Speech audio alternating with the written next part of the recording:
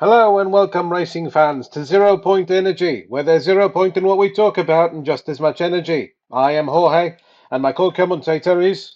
Sean, and today we are watching a pretty good movie, and my opinion. We are watching the 2023 movie Gran Turismo, based on true events. Yes, that's the full title. They say it in every fucking promo for it. I mean, how true can true events really be? I mean, how much of this is the truth? I mean, probably the girlfriend was quote unquote shoehorned in there, but besides that, I really don't know. The majority of the story is it's accurate. It's loosely based on it. The one thing that is it's a real event, but it doesn't happen when they say it. It actually Well, doesn't happen until years later, and that's towards the middle of the movie. Yeah, we're gonna jump around. It's just minor plot point spoiling, but again, this is based on real events. If you're familiar with racing or you're familiar with the game Gran Turismo, you've heard of this stuff. When Jan has his crash at the Nürburgring, that did not happen before his debut at Le Mans. It happened 2 years later. And that's actually a controversy with the movie was that they used it as a narrative point. And it's like you used the death of a real person to tell a story that had nothing to do with the story. that's some bullshit. Like, but it did really happen, and it is a very faithful reenactment of that accident. Like his car did cartwheel almost exactly the way they showed it. He lifted off almost exactly the way he did it. They even got it down to where his car ended up positioned in the field, almost Now, exact. Like the whole thing is a almost perfect reenactment of this true event that happened. It now what just we're didn't happen when we see it happen. It actually happened much later in life. now this event is when the real life Jan Mardenborough had a liftoff, we'll call it, at the Nürburgring Nordschleife in a specific portion of it called the what the heck is that? Flugplatz? The Flugblatt, Yeah, which means translates to airfield. because literally, if your car is light enough and there's just enough of a breeze, you will fly into the air instead of being on the ground. Yes. Now, specifically, this movie is about probably everybody's heard of it. It's fairly recent, but the possibility of simulated race car driving, allowing for real driving, Yes. or in real hardware, we'll call it.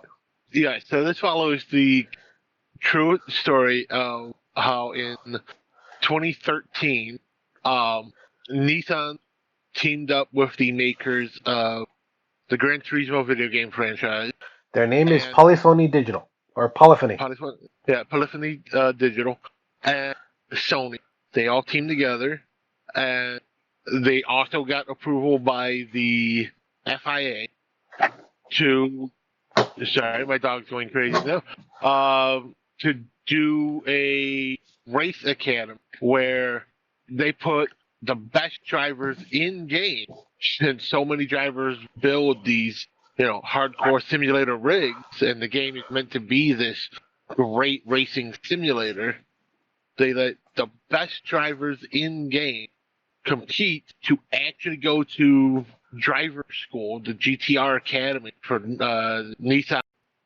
So this is a good movie because it faithfully tells the story of how in 2013, you had Team Nissan, the professional racers, partnered with Polyphony Studios and Sony Computer Entertainment to take the best drivers in Gran Turismo and see how good of a simulator Gran Turismo really is, and see if you could take the skills learned in the video game.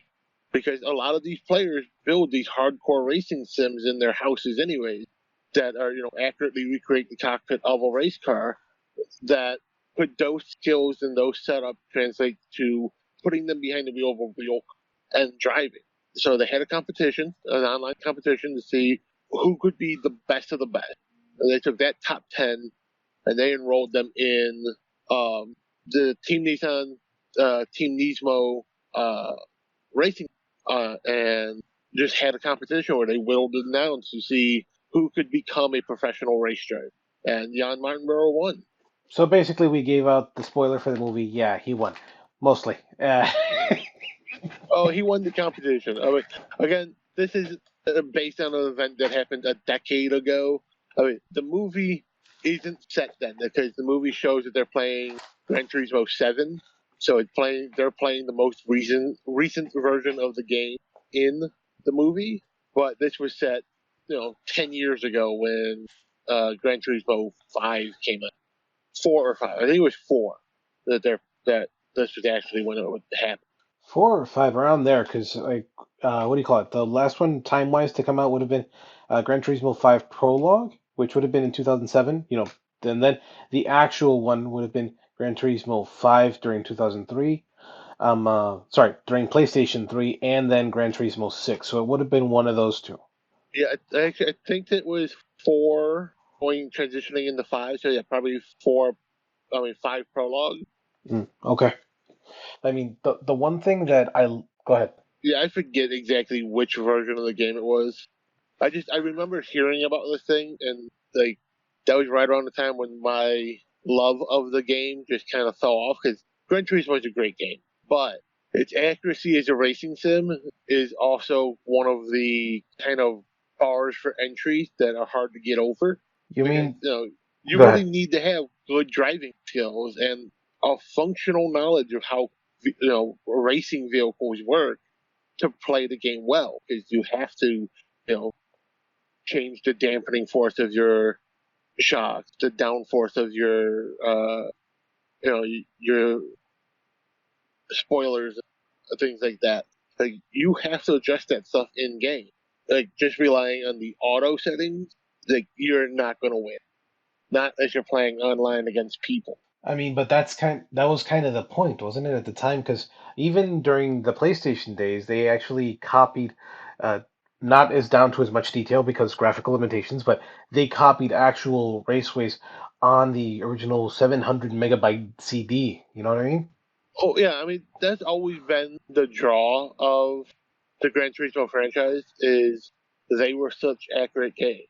But there came a point where that accuracy hit that realism point where it no longer became a casual game for people to play. It was legitimately just a simulator that you could buy and run at home. Kind of like how the people who play Flight Simulator. That's a fun game to play, but the people who play it online, these are the people who have an entire room in their house dedicated to recreating the cockpit of their favorite aircraft. Yeah, I used to be one of those wannabe people. I had my own little flight stick and throttle, and yeah. Yeah, no, I don't mean the little flight No, sim. no, I I mean the know. I people mean, I who are. wanted that shit. And the same thing with Gran Turismo is the people who are hardcore at this game, the people who play online, the people you're most likely to run into when you're playing online. These are the people who have what's essentially an entire car in their living room or their basement or their garage. Like they have a separate room in their house that is their Gran Turismo setup. I mean, the fact that that that obviously people have to spend money to actually do that, like you said, but the fact that people can, as this movie and the real life event show, can actually become drivers for this, they need, I mean, as the movie shows, you need to have proper athletics, you need to actually be in shape because you're an athlete, you're not just a driver and stuff like that. Like, as long as you meet the other criteria besides being able to drive in this game, then yeah, you can be a driver. Yeah, and that I think that's the cool thing about it is it opened up that realm to people, and you have seen these what in movie they call sim driver translating to the track now in real life. It has been happening more and more since this basically PR stunt in 2013 is actually become a real thing. Like there are teams who are filling driver positions by looking at players who play video games. And even like during COVID, you had like you could watch NASCAR on TV where it wasn't NASCAR. It was the racing team setting up simulators and they were doing online games. You were literally just watching the simulator footage. Oh wow. And those races still happen. Like every now and then, you'll still hear about these online races that are professional drivers in simulator rigs just playing online. With it's an official race for points. Like it matters to their standing. Speaking of sim drivers, like this movie has like an obvious prejudice against sim drivers in this movie for the real drive. What would you call them? I don't want to call them real racers. I think we'll stick to basically how the movie uses the terminology. So in movie, it is real drivers versus sim drivers. Fine, real drivers. Because there is such a prejudice against it when I know for a fact that real drivers use sims like freaking Gran Turismo to actually prepare to do races because they have to know the proper turns, they have to practice so they know what their car can handle and all that jazz. And everything is tuned on that simulator, whether it be professional grade or whatever, because I've seen rigs like that they're basically just like you said, you spend the money, they're consoles or simulators, and they practice on those so they don't spend the gas or put wear and tear on their car. Yeah. I mean, that wasn't as big of a thing at the time that this movie is based off of. Like I said, the movie shows kind of current day because they're obviously, when they do show the PlayStation they're working on, they show the controller. It's very obviously a PS5, but this is this was set in PlayStation 3 day. At that time, the simulators weren't that hyper accurate, so you didn't see the professional teams realizing, wait, we don't have to risk damaging our $1 million car and use $1,000 worth of fuel and burn through a $900 set of tires just to do a couple practice laps. We could simulate it. $900, dude. Those cost like over a grand each. Oh, I mean, like the those are the race specific tires. The ones they do practice and shit with are usually not as good of quality, so they're $800 to $900. Okay, take your word for it. I mean, they're not much cheaper than the race tires, but um, teams, even in GT races, just like in Formula One and NASCAR, they're only allowed to have so many sets of tires to begin with because the tires are donated by the company. And I don't know if GT does it, but I know NASCAR has this dumb but fun rule. um, they're basically three main manufacturers of car tires, especially for racing. Um, so they're basically like big main manufacturers of racing tires for NASCAR. Well, NASCAR, their rule is you can run any set of tires from any of these companies. That's fine. But the if you're like people who run Hoosier tires, Hoosier has to provide enough tires for every car on the track, just in case. Like one team can't have a partnership with this one brand, and they're the only ones that run them. That brand now has to bring a trailer full of fucking tires because you can't give anyone an unfair advantage. So everybody has to have access to them. There was one brand that was a small brand. Was it Hoosier? Who like Yeah, yeah. yeah, Hoosier. They basically made their name. Like, they're like, oh yeah, we're a decent company. And then when they first started transitioning to NASCAR, and when NASCAR made that rule, it was like, okay, this is how we're going to make our money. We're making sure our logo is big across the side of the tire, and because we have to make 1,000 tires to bring to the race every fucking week, we're a race car company. We don't sell tires to the regular consumer. Okay, and they what do you call it? There's a movie about that too, right? I swear there Uh, is. Hold on. I think there is one, and it's about. I know there's a documentary about it. There might be a regular movie about it. I want to say it's about how Dunlop and Hoosier were basically fighting with each other, or Michelin and Hoosier were fighting with each other about who would be the official tire of NASCAR. Yes, it was a 1986 drama movie called Hoosiers. It was also called Yeah. Best Shot. Yeah, it's actually because of that competition, literally the tire wars of the '80s, which is what led to the ruling of no, there is no official tire. You want your tires run, bring enough for everybody, just in case everybody else wants to run. Like you can sponsor a team, but you need to for free provide tires for every fucking person here. That might be a fun movie to do too. Could be. It's actually an interesting movie. I've not sat and watched the whole thing, but I've watched bits and pieces of it. And then there is an actual documentary about the tire wars. I want to say it's actually called the Tire Wars that I watched about that. That's the only reason why I know so much about that stupid thing. Like I said, don't know if that's a thing in Formula One racing and GT racing, but it would also. I know that's why in GT racing you see, like this movie shows it, the cars are sitting up on jack stands. They don't have tires on them until the last minute, right at race day. Like they literally roll them out of the pit bay with no tires on, and then put the tires on so that the tires have only ever touched the track because they are track tires. Damn. Okay. Yeah. All right. Something else. Like we should probably talk about who's actually in this movie. So, the title role, Jan Mardenborough, is Archie. I do not know how to say that. Madekwe. It's something like that. You also got David Harbour from Black Widow fame because he was the communist version of Captain America. I forgot his name, but yeah, Yeah, you know what? I forgot his name too. Soviet Red commander, Star? something like that. Let's see, Black Widow. Let's see what we got here. Red Guardian. Oh, Red Guardian. Yeah, yeah, yeah. Also, he does a good Russian accent. Obviously, he just has American accent here, but Yeah, he plays a good hard ass, basically. yeah.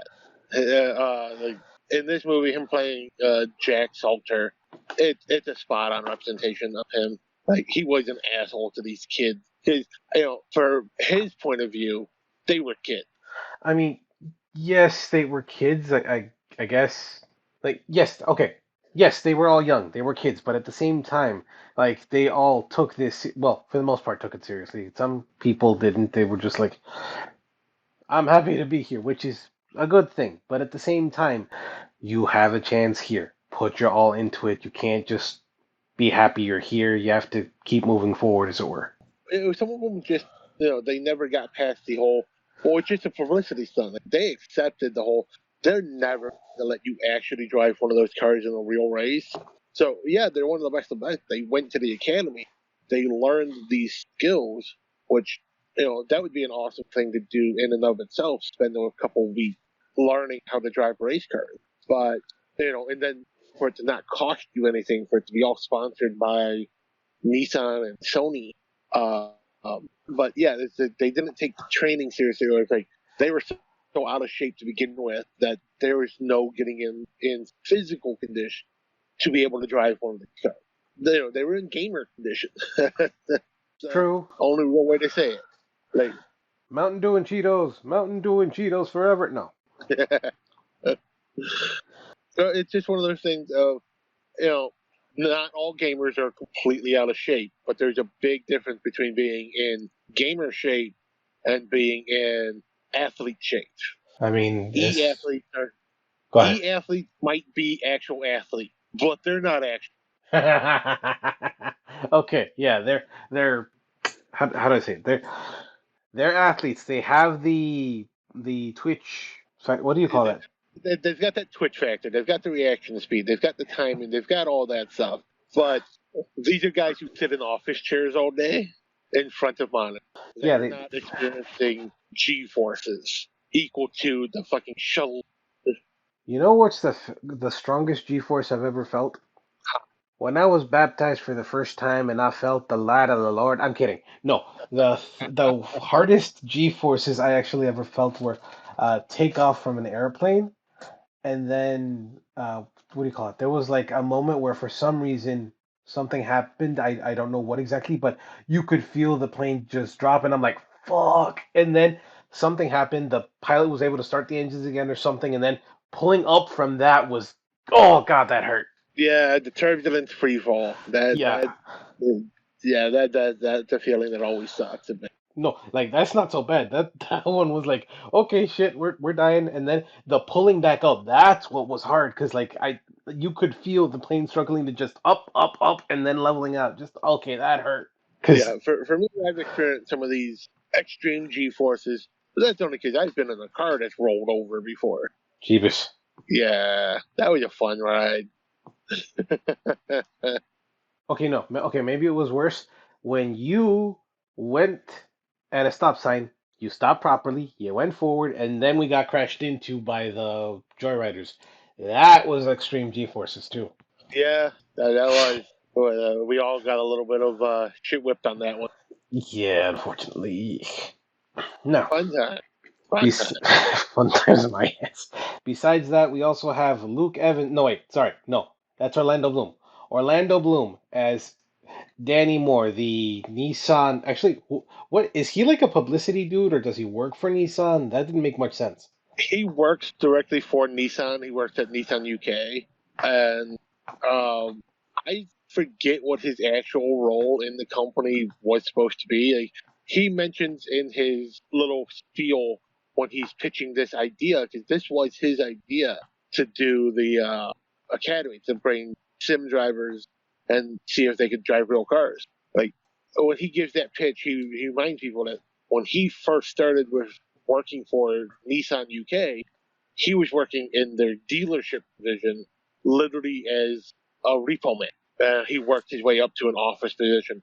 I forget what his actual position was, but he was basically like one of the higher ups in PR for Nissan UK. Gotcha. Okay. It's because like he was talking about how people nowadays don't see cars as a way to what do you call it? As a way to have freedom. Now they just see them as something convenient to get from point A to B. Like I Well, have. Go ahead. he's basically pointing out, especially to Nissan, that the people who can afford to buy the type of cars that they're selling, the ones that are the high money cars, the GTR, which are what the Team Nismo drives is almost exclusively GTR.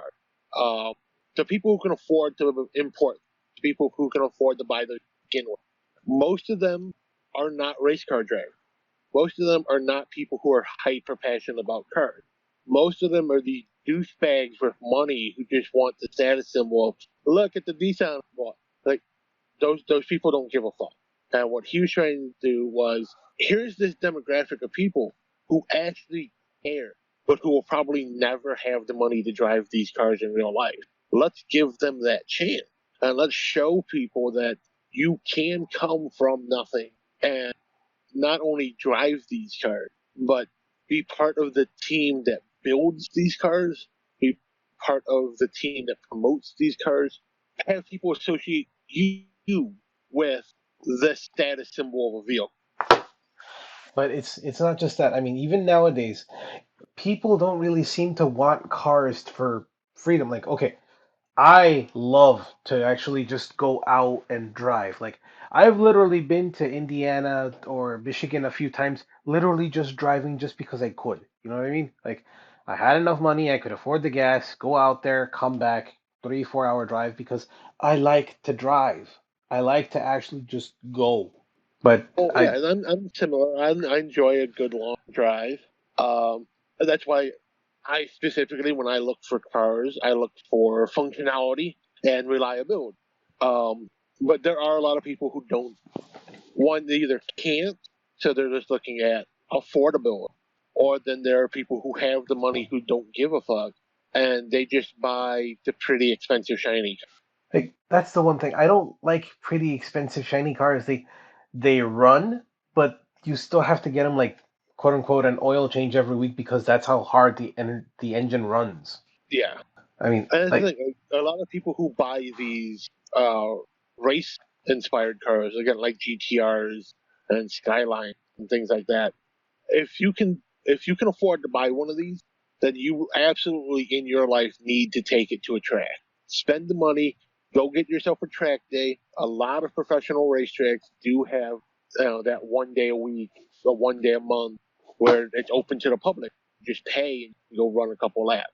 If you own one of these cars, you need to do that, or you're wasting money on this car. You're wasting money on maintenance. You're wasting money on tires, and you have features of the car that you'll never use. Like a lot of these cars do have a specific track mode that you'll never turn on because these cars just burn extra gas.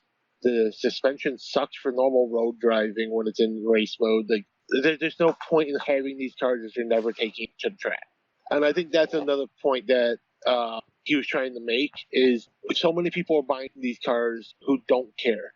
Like he even said, like when he used to work in collections, so many people when he would call them or when he would show up at their house to get either make payment arrangements or pick up the car, they just surrendered the car. Even when he just called people, they're like, "Yeah, come take it. I don't care. They'll just buy another car." I remember hearing a story about like that. This was in the U.S. though. Literally, dude was trying to get around the repo man and stuff, and then one day he just literally said, I called up the dealership and he's like, "Okay, I can't afford this. Okay, I've been running around. I'm sick and tired of this. Just come pick up the car. It's here. I haven't done anything to it. It's running. The keys are like under something, like like a fender or something like that." And he said, "I can't afford it. Just come take it. I needed the car. Don't need it anymore. Go for it." And even that is happening a lot now. Not so much in the US, because in the US, we're assholes and we will do anything and everything to keep our car. But, Well, it's also our country is designed poorly. Like, okay, hold on, hold on. you Let me don't let me need a finish my car. point. Let me finish my point. Like specifically, because they, and now I forgot. God damn it, you asshole.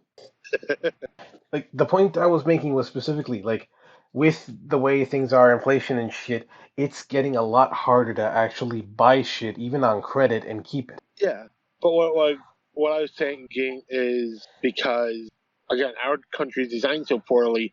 Or if we get a car, even if you can't afford the payment, we will do what we can to hide the car, to keep it for as long as possible, do anything we can to not let it get repoed. Because without a car, you can't go anywhere. Like the closest thing to you is a 10-20 minute drive. That's 5 to 6 miles.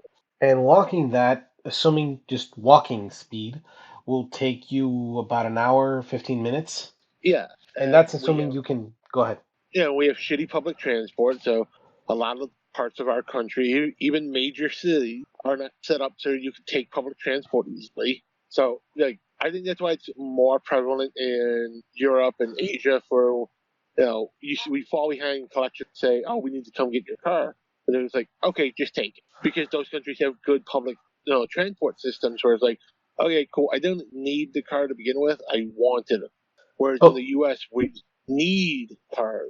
We just want nicer cars than the ones that we can actually afford most of. hell, I mean, it would be nicer if we had stuff like Scions, like the what Toyota did. They weren't exactly K cars, but they were close enough. They were fuel efficient, they were small. You could get from point A to B quickly, and they were dependable. They weren't fancy. You couldn't speed up as like and race people in them, but they got the job done. I think what Toyota did with the Scion was a great thing. To have this no bells and whistles entry level car. Like these are cars that came out in the early 2000s, the late 90s, when power windows and power everything was the standard. And they're like, yeah, okay, we're gonna save you some money. Here's a manual door. Here's a manual crank window. There's no radio in this fucking car. You know, like all of the bells and whistles were stripped out of these cars. So like, yeah, you can buy our car for $10,000. Which was Like, fucking amazing. but I want, and then people are like, but I want the power windows. Okay, well, power windows would cost you an extra $500. For 600, we'll sell you the module, and all you have to do is take your door panel off and plug it in. Like they made the car module so people could buy those extra parts themselves and just snap them in. You didn't have to pay the extra at the dealership because a mechanic put it in for you. It's like, okay, you know a little bit about basic maintenance on cars. You can upgrade this car yourself. And that was a great thing. There's a lot of entry level cars that you had a lot of kids' first car was a Scion A or a Scion B. My favorite was the X80. It was the bigger one, but like you could still it was still boxy. It was still ugly as sin, but it was still a good, dependable car. It was big enough you could have your friends in it, go somewhere. It wouldn't look too bad because it was in those nice, like purplish dark colors. Yeah. And they said those were good, decent cars. I think where they kind of failed there was they missed an important market where they would have made their money back. Like they were targeting younger people. They were showing people that it's so modular and so easy to get like body kits and stuff to the people who wanted to make race cars or wanted to make those cool looking cars. What they should have done was target car rental places. Like Toyota could have flooded car rental places with the super cheap, affordable fucking sedan and coupe and just basic cars. And like, you know what? Let's just put the basic stuff on it. Give them the power windows. Give them the CD player with the AM/FM radio. Give them the nav thing, and there we go. And just make these partnerships with the dealerships and give them a bunch of these cars. They Okay, would make their money back. agreed. But for some reason they never did it with the Scion. But I know for a fact that they did do it with the little. I think it was the Yaris. I maybe no. It was before the Yaris. I forgot what it was called. It came out in like I want to say 2012, 2013. I forgot the name of the car. But they were small cars. They were fast enough and could get up to speed quickly enough. You could fit like three people in there at most. And those were really popular to rent because they were small, they were quick enough, and they were really fuel efficient to get to point A to B. They weren't like the Velostar. They were a little bigger. They were more comfortable than that. Yeah, I forget which one that was. I know there are a lot of like Camrys went to dealer rental places stuff like that, which again were a decent car. They're not the best, but it's a good enough car, and that's basically what the Scion was with the actual like the bare minimum that you would purchase on it. And I think that's another flaw really for the American market. Like the Scion, again, we're talking about how the Scion is such a great concept because it was just no frills, no bells and whistles car. You could buy this basic thing and basically make it your own car. But people in America are fat and lazy, and we could not accept, manual windows? God, no, I'm never buying a car with manual windows. So they would have to put the power window module in the car to begin with. And then, this car doesn't come with a radio? No, I'm never buying a car that doesn't have a radio.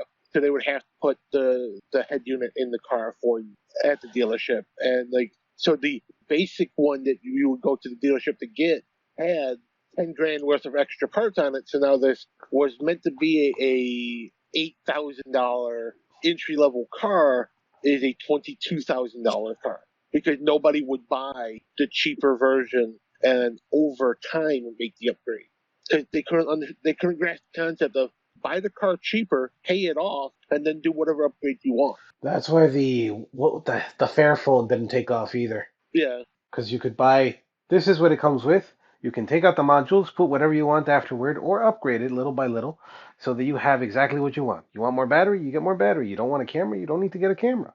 But people didn't like that for some reason. People don't like modules. I do not understand that. It makes a lot more sense.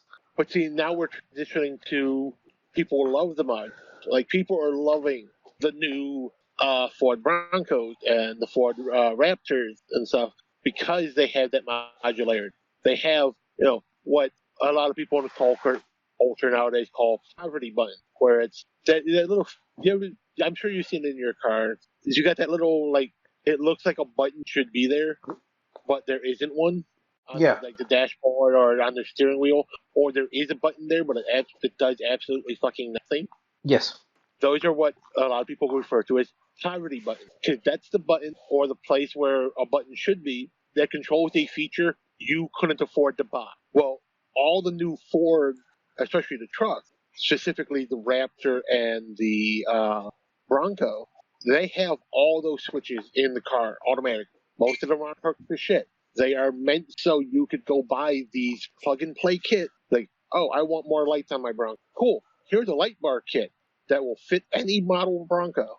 And all you have to do is run the wire. It connects into the back of that switch, and here's the wire that goes to the battery. And there you go. People are loving that nowadays. Why did it take 23, 24 years for people to start wanting that in their vehicle? Like if Toyota brought the Scion back the way it was meant to be, where you had this basic level piece of shit car that is a good enough to get you from A to B for super cheap. But if you've got the little bit of extra money, you get the nicer engine. You can get the more powerful battery.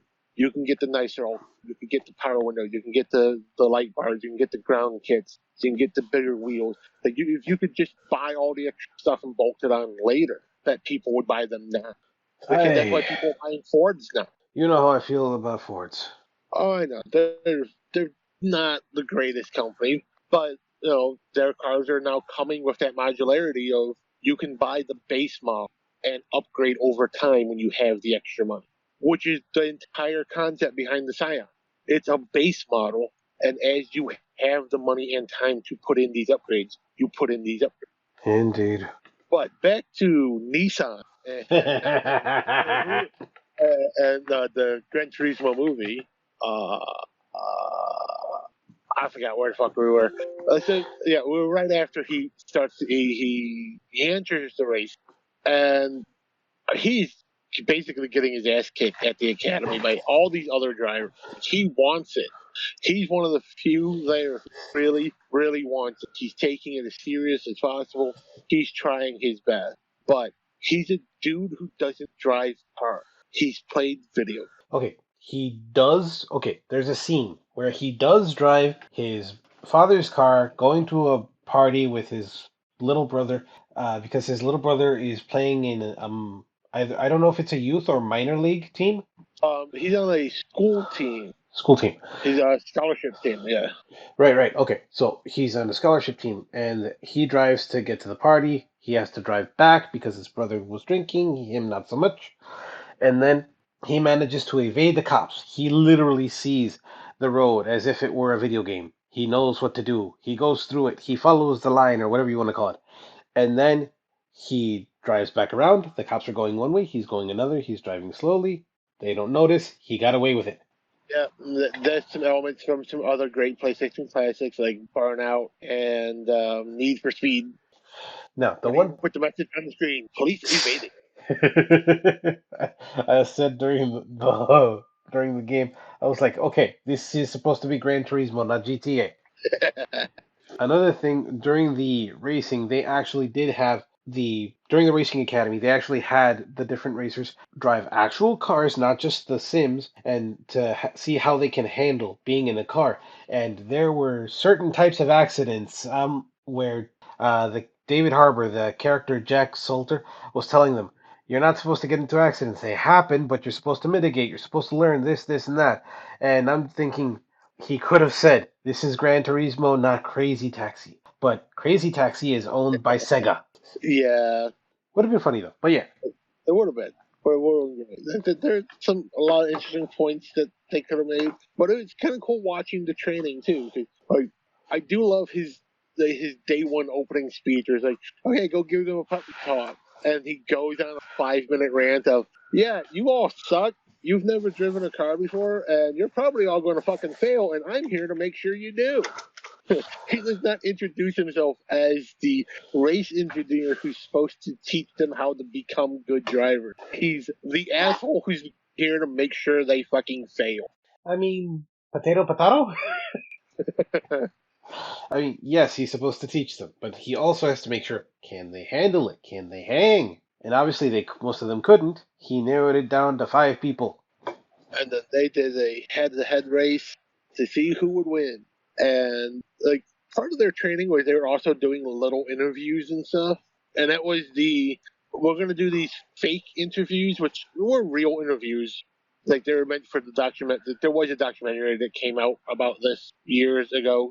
Uh, the interviews they did during the training was meant for that, and it was also meant for like the Nissan newsletters and stuff. For like, hey, this is where your company money is going. We're teaching these people how to become our next race team, and it was just teach press readiness. When they have that final race to decide who's actually getting the race position, you had the American driver Maddie and Jan, who photo finish literally a bumper's fucking nut here with decided who won this race. And um, Orlando Bloom's character was he's like, okay, but we should let Maddie win because like, he's a good driver. So what if he came in behind a thousandth of a second slower?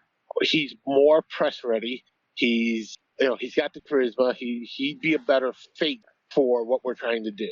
And that's where Jack is like you see the racer that is in him. He's like, but Maddie lost. Jan won. We have to announce that Jan won. He's like, yeah, but Jan might be a good driver, but he sucks at everything else. But he's the one who won the competition. And Did he I though? think that's a good thing. It's like the guy who literally was being the asshole is like, I don't care how good you are. If you can't actually drive these cars, I'm going to kick you out. And when literally the thinnest margin possible was the deciding factor, he's like, but he's the winner, so he's the one who gets it, not the guy who's obviously the better driver. Technically, the better driver legitimately lost that race. I mean, I really, really disliked Orlando Bloom's character right there. I was like, dude, really? You're supposed to be representing the best interests. And even though, yes, what do you call it? Well, he was Commercial wise. representing the yeah. Well, he was representing the best interest of the company because this whole thing is costing Nissan money. His career is basically on the line because he pitched this stupid idea out there. He's like, they're probably never going to listen to it, but I'm going to say it. And then, like, while he's at the meeting, they all tell him that's a dumb fucking idea. Here's a couple $1,000,000. You can do it, but we don't believe in you. Like, okay, So, yes, so but he's covering his ass at all times. He's like, but we need to put the guy who might win more races realistically in the driver's seat, not the guy who almost dumb lucked his way into winning the competition. dumb lucked my ass. Okay, I don't.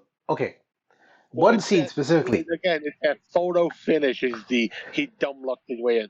The one scene that shows that Jan knows these cars is when they're having the practice race and Jack is riding with Jan and he's trying to teach them about the confident overtaking in the corner. Hit the brakes, find that hole, punch through it. Brake into your turn, accelerate up. And from the passenger side perspective that Jack had, Jan didn't brake. He lost his nerve going into the corner, lost control, and hit the wall. But then later we find out he did know what he was doing. He did brake. The brakes were glazed. And he said they were glazed. And Jack doesn't believe him. He's just like, We'll find out. We'll see if it's true, if they were glazed, or you just lost your nerve." Turns Because he out, doesn't think that.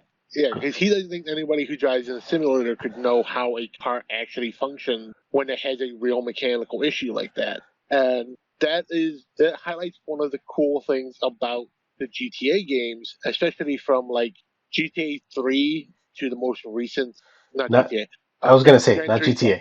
There we go. uh, uh, uh, Gran Turismo 3 to the more recent iteration is they put in that kind of realism for the different mechanical problems. So you got to kind of understand what happens when you got glazed brakes, what happens when your fuel air mixture is too rich, things like that. And so those are little minute details that don't need to be in what's essentially a video game, but to have it in a real world simulator is perfect. And again, Jack doesn't see these kids as people who have been logging hundreds, if not thousands of hours in a real world simulator. He sees them as a bunch of people who've been playing video games. And that's that one moment where Jack starts to accept you know what? Maybe these kids actually do understand. Like maybe the simulators are a good thing. I mean, even at the beginning of the movie, we see Jack going through his own car, spending in-game money or points, whatever you want to call it, to kit out his car the way he wants it to make sure that it will run the way he needs it to. Jan, you see Jan going through. What did I say? You said Jack. Sorry. At the beginning of the movie, we see Jan going in his game, spending in-game money to make sure his car is exactly the way he wants it to be, to make sure it runs the way he needs it to. He knows these cars. He knows the way they work. And that's in the game. It's not just press play, drive. No, no, no. Yeah. When his friend tells him that someone else is challenging him and wants him to be in game, wants him to, meet him at this one course and run this race at a certain time. He's like, okay, cool. Give me a minute. Let me make some adjustments. And he literally goes in and starts adjusting, camber, toe, the dampening forces of the shots, the preload for the shots, the angle of deflection for the spoilers and the diffusers and stuff. Like, things real race car teams have to think of. And that's another aspect of the games that I think Jack especially wasn't understanding is these people who play these sims don't just know the driving. They have to know the mechanics too because they have to make those adjustments in game. They have to understand that, a quarter of an inch of shock travel is the difference between all entire seconds in lap, which is an eternity. An eighth of a degree in deflection for the spoiler is hundreds of pounds of downforce sometimes. And that's you have on a race team, you've got an entire team of guys who their entire job is to make sure that stuff is taken care of. You just have to drive.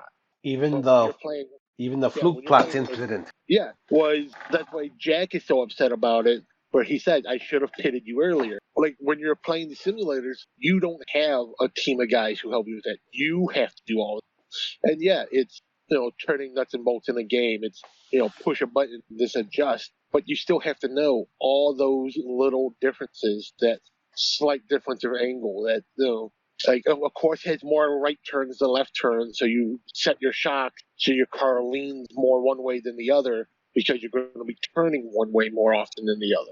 Like those are important things to know for real world racing. That usually, again, you on a racing team, you've got 10 other guys that's their job to do that for you. I mean, people make fun of NASCAR. It's taking another turn. Oh my God, they keep doing the same goddamn thing. But no, no, no.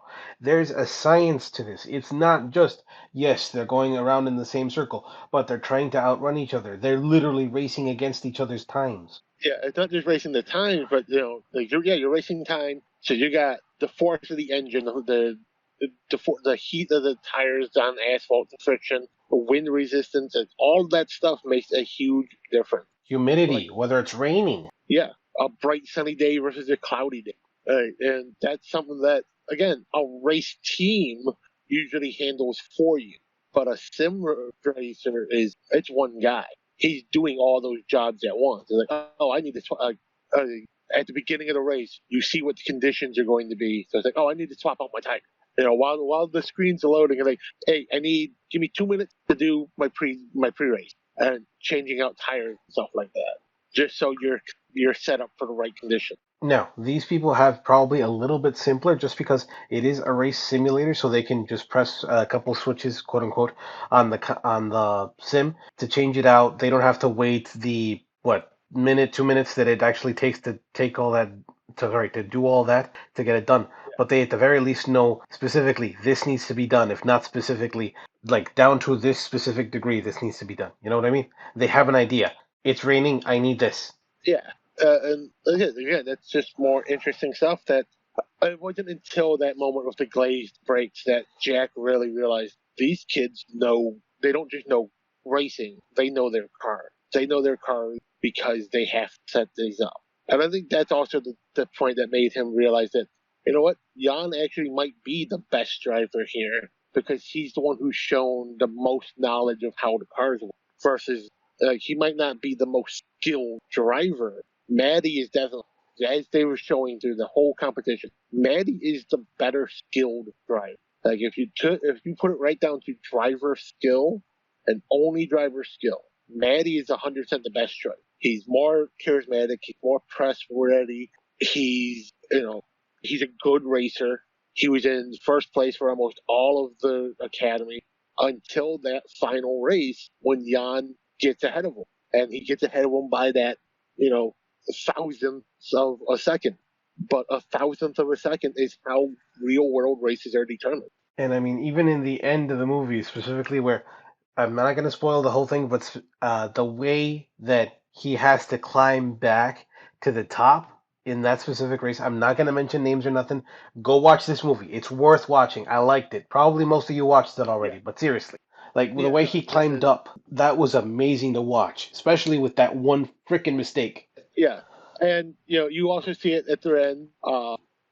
There will be a little bit of spoiler there but for the end when it's Jan and Maddie and I think it's Antonio, Avi. the Spanish driver, when they all come together to be the sim team to race in that final race, and they're all getting along together. What little differences they had at the school, and because Jan beat them out for the competition, that's behind them because we're all in this big race now.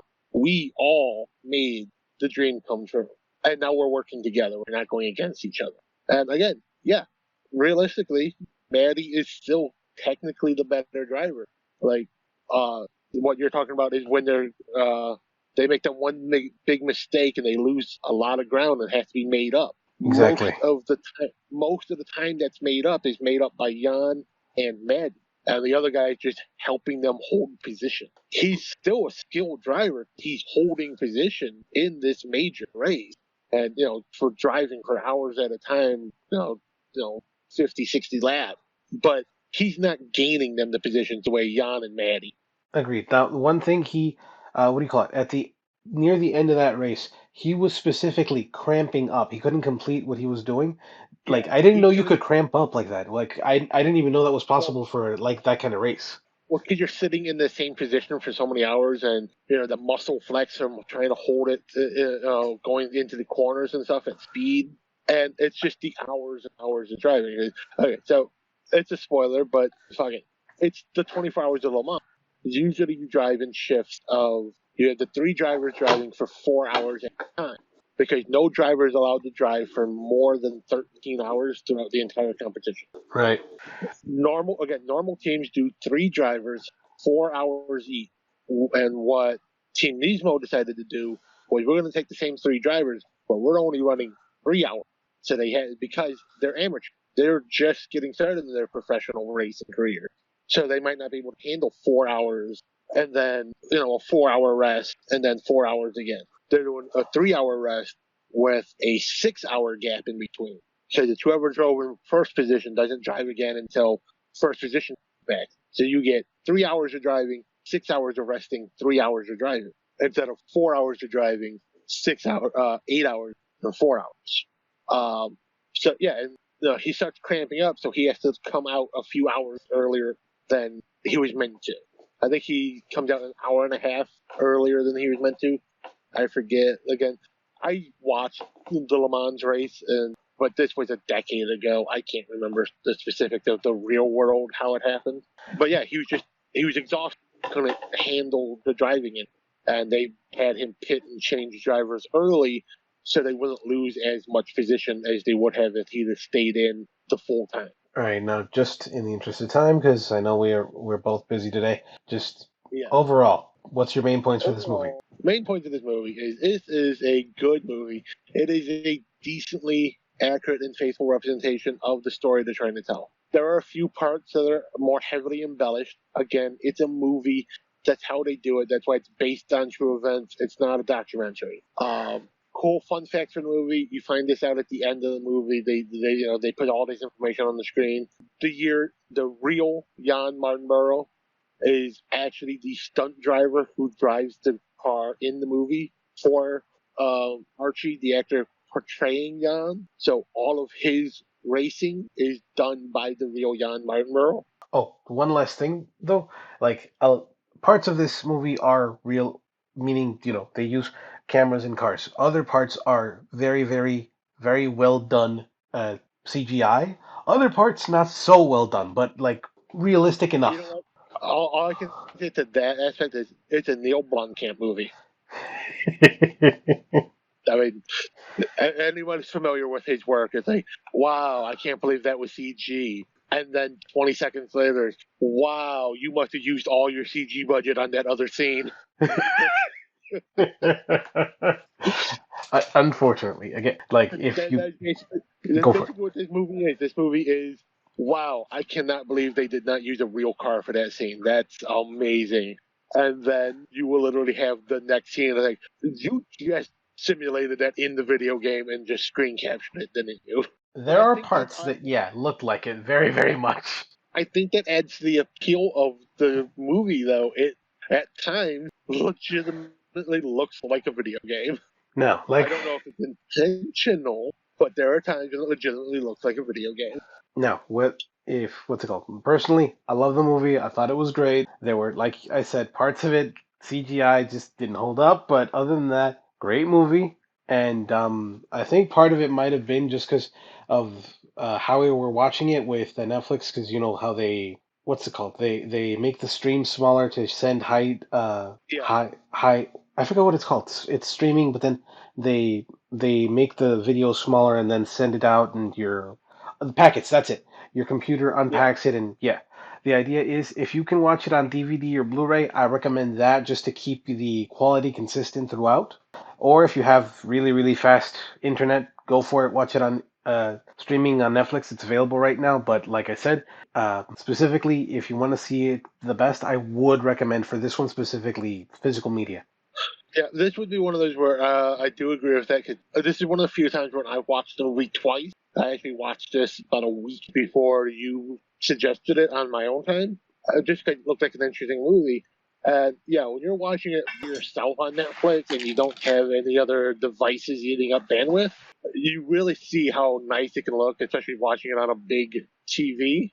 But like the way you and me watched it together, because we weren't able to get together in person for this one, is even streaming it through my tablet and you were on your laptop still looks good. But it's one of those few times because we've done this before where we've streamed remotely, and usually the streamed version where I'm watching my tablet screen and I'm watching your live stream from your laptop. It's almost the same. This is one of those where it's definitely just watch this separately. Don't try to stream this through something else. Don't have a devices eating up your bandwidth. Let Netflix do its thing and be the dedicated thing. Or like you said, get the Blu-ray. The Blu-ray's out in stores now. Go watch. All right, 5 stars from myself at least. Yourself? Uh, I'd go 4.5. There are Uh, points that could be better, but in general, highly recommend. It's a good movie. all right, ladies and gentlemen, check it out. Let us know in the comments if you want to know anything else about the movie or anything we didn't touch on. Let us know any recommendations or something you want us to review. This has been Like, Jorge. Go subscribe, for it. share. Huh? So like, subscribe, and share. That too. Thanks for Also, tuning in. Oh, this go is ahead. our first. Also, this is our first video of 2024. Yay! We'll see if that happens. Uh, we'll keep that in, even if it doesn't get published until like July. Deal.